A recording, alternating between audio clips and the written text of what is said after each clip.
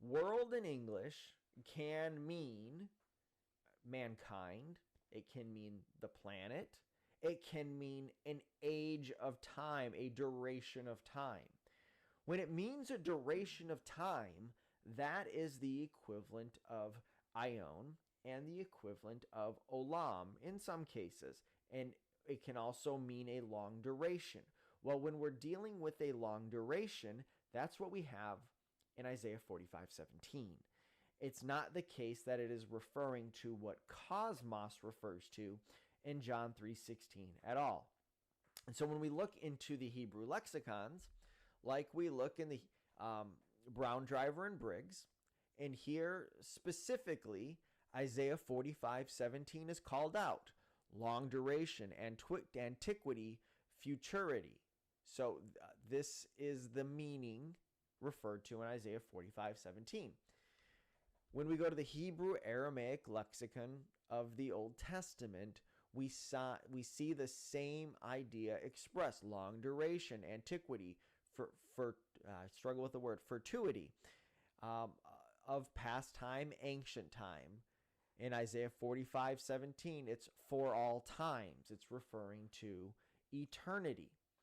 This is very different than what cosmos at John 3:16 means.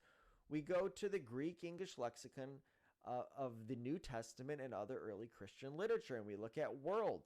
And I'm not just picking any definition of world. I'm dealing with what it specifically is cited as meaning at John 3:16. So notice this: humanity in general, the world.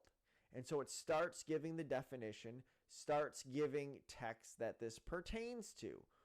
And John 3:17 is specifically cited, as are other texts. But let's keep going as we continue through the definition and we're seeing where it applies.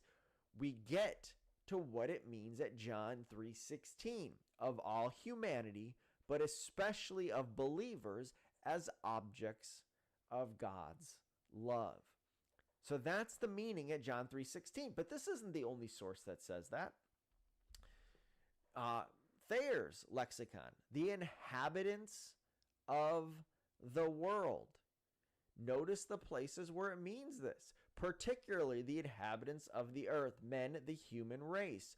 John 3:16, and all these other places too. But right now, that's where we're focused, John 3:16. The analytical lexicon of the Greek New Testament, this is just a short summary from it. It doesn't go into all the details, citing all the text, but we see here, of all humans being mankind, humanity, all people. This really gives the range of meaning in a very short form.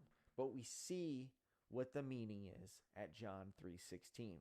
And it has nothing to do with Isaiah 45:17, where olam appears and has a very different sense in the word world. If you question this, just go into m-w.com, merriam-webster.com, or dictionary.com. Type in the word world and look at what it means. And part of what it means is periods of time or time durations. It's not just about mankind or a particular group. And so that's the English word world, but we're dealing with what it is translated from.